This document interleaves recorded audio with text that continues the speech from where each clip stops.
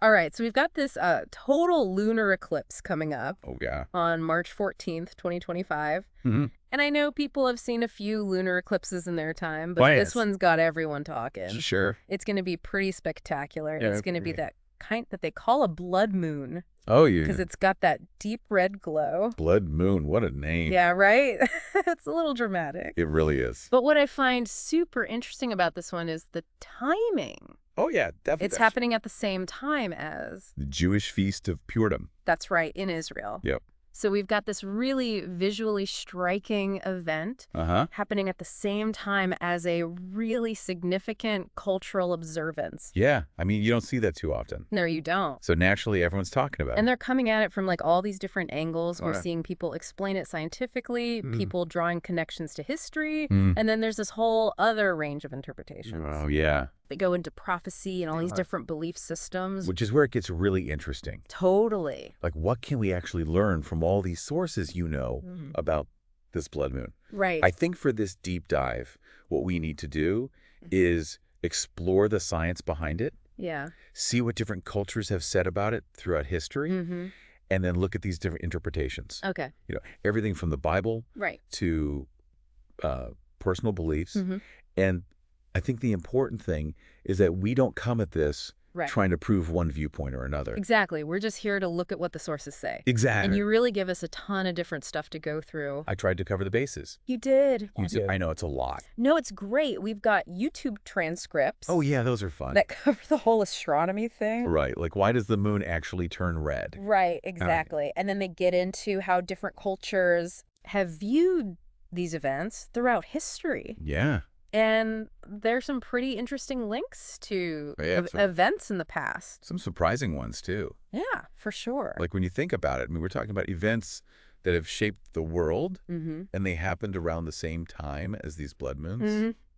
Makes you wonder, right? It really does. And then Then it gets really wild. they go deep into some biblical prophecies and even some like alternative ideas Right. about like energy shifts and personal growth. Things getting a little woo-woo. Yeah, a little bit out there, but interesting nonetheless. Absolutely. So for everyone listening, we want to make sure you walk away with a good understanding. Like a clear picture. Yeah, of all the key points these sources are bringing up That's the goal. about this upcoming blood moon. All right, so let's start with the basics. Okay. The science behind it all.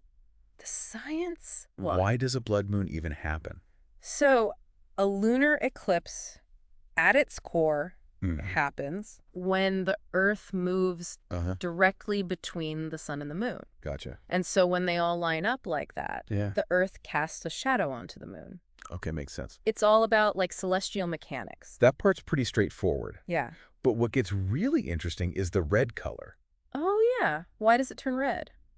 Well, that's because of something called Rayleigh scattering. Rayleigh scattering. Now, what's fascinating is this is the same thing Okay. that makes our sky blue during the day Wow, I never thought about that. and gives us those beautiful red sunsets. That's crazy. So basically, sunlight travels through the Earth's atmosphere, Uh-huh. and the shorter wavelengths of light, like blue and violet, Okay. get scattered everywhere. Oh, I see. But the longer wavelengths, like red and orange, they can pass through more easily. So during a total lunar eclipse, Yeah. the only light that reaches the moon is that reddish light. That's been bent through our atmosphere. So it's like the Earth is giving the moon It's like bathing it in red light. a red bath. Pretty cool, huh? Yeah. And unlike a solar eclipse, Oh, yeah. Big difference. you can look at a lunar eclipse You can look right at it. with the naked eye. Totally safe. It's totally safe.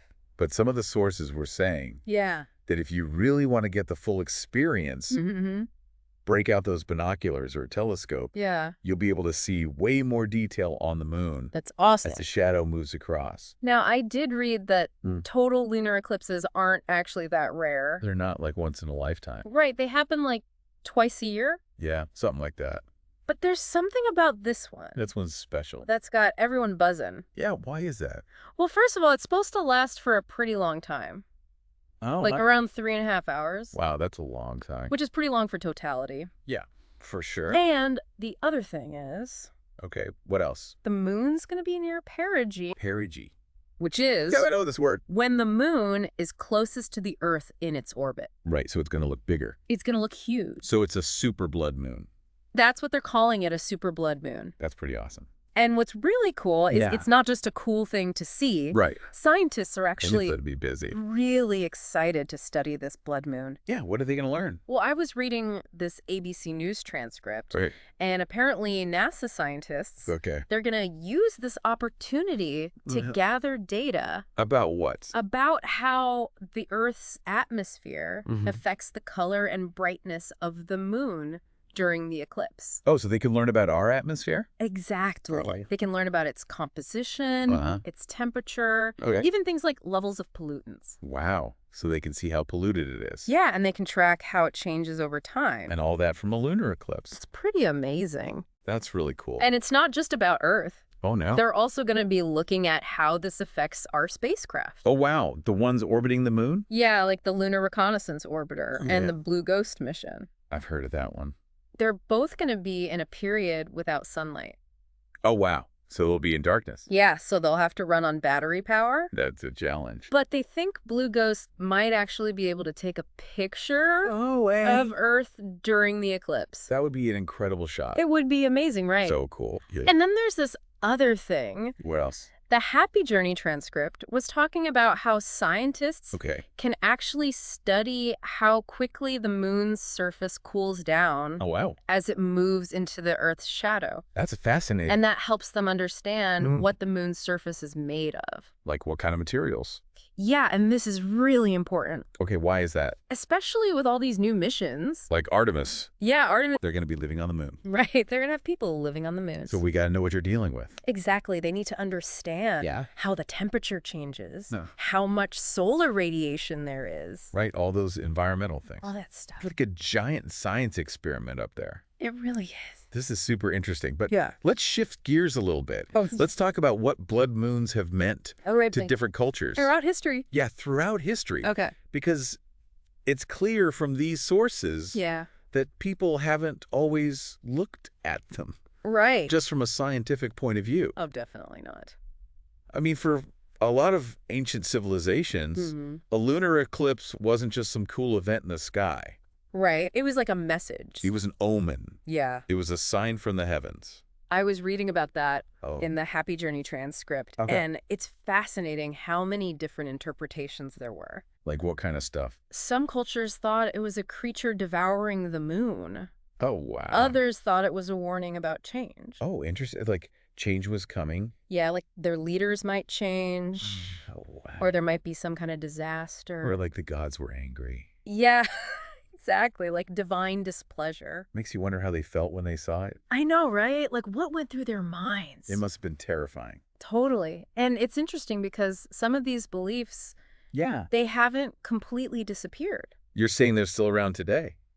Yeah, like in modern folklore. Really? Yeah. What do people believe now?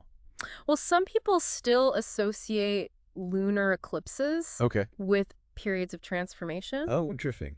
Or just a general feeling like big changes are coming. Like something's about to happen. Yeah, exactly. So there's still that sense of mystery. Yeah, for sure. That's really cool. And then I was watching this Ancient Wisdom channel on YouTube, and they were talking about all these historical events that happen around the time of blood moons. Like the Jews being expelled from Spain in 1492. Oh. The founding of Israel in 1948. And even the Six-Day War in 1967. So many major events. I know. And then there was that tetrad of blood moons. A tetrad. Yeah. It's like 4 blood moons in a row. Wow. And that happened in 2014 and 2015. Yeah. And it coincided with some important Jewish holidays. So you're saying there's a connection?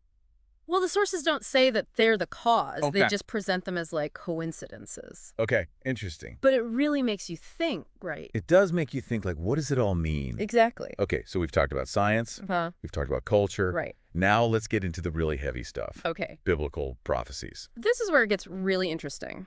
Okay, so there are a few key passages in the Bible that talk about the moon turning to blood. Like which ones? Well, both the Rapturacy and Ancient Wisdom channels. Okay. They both talked about Joel 2.31 Acts 2.280 Yep. and Revelation 6.2. I've heard of those. In those verses, they're often seen as prophecies about Oh. the end times. So they're saying these events are signs. Right. They're signs that something big is about to happen. Like what kind of stuff? Like the great and terrible day of the Lord Oh. or the second coming of Christ. So some pretty major events. Huge events that change everything. Okay. And the Rapture Caesarea transcript specifically says Yeah.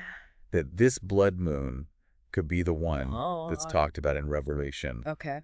when the sixth seal is broken. So they're saying it's that specific. That's how they're interpreting it. But didn't Acts kind of already use that prophecy? Well, yeah, the Apostle Peter. Mm-hmm. He talked about Joel's prophecy during Oh. Pentecost. Okay. And he was saying that the things that happened that day Yeah. were partly a fulfillment of that prophecy. Oh, so it already happened. Well, that's one interpretation. Okay. So what about now? Well, the rapturous source, Yeah. they have this really interesting idea. What is it? They think this upcoming blood moon Mm-hmm. could be like a double fulfillment. A double fulfillment. What does that Is- mean? Well, they're saying it could signal the rapture Oh. and the beginning of those sealed judgments in Revelation. Wow. So two major things at once. Exactly. Yeah, Or it could just be a sign of the tribulation for Mhm. those who are left behind. That's a lot to Well, guess. it is. It's a lot of different interpretations. Yeah, for sure. But then they also bring up Amos 8.10. Okay, I heard of that one. And that one talks about the sun going down at noon Wow. and feasts turning into mourning. That's intense. But it doesn't mention the moon turning to blood. Oh, that's interesting. So they're wondering if that prophecy yeah. could also be fulfilled around the same time. So like a separate judgment? Yeah, maybe specifically for Israel and America. Oh, wow. That's a pretty specific interpretation. It is. Especially that part about America. Yeah, they're saying that America is Mystery Babylon. I've heard that before. And that this blood moon Mhm. passing over America during Purim Yeah. could turn the celebration into a day of judgment. And that could affect Israel, too. Potentially, yeah. That's a lot to unpack. It is a lot. Okay, so we've got these biblical prophecies, Hmm. and then the Ancient Wisdom Channel. Yeah. Yeah. They brought up something completely different. What's that? St. Malachi's prophecy about the last pope, Oh, wow. Peter the Roman. Yeah. And they're saying that this blood moon Mm-hmm. could mean big changes for the Catholic Church.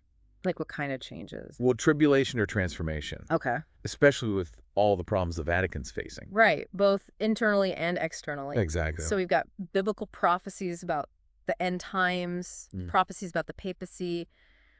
It's a lot of different perspectives. Yeah. And just to be clear, we're not saying any of these are definitely true. No, we're just presenting what the sources say. Right. But I do wonder if there are other ways to interpret Yeah. these biblical passages. Like different schools of thought? Yeah, within Christianity and Judaism. Okay. Because some people take these prophecies literally, Uh-huh. and others see them as more symbolic. Okay. Like they're talking about broader trends. So there's not one agreed upon interpretation. Exactly. There's a lot of debate Okay. about what these prophecies really mean.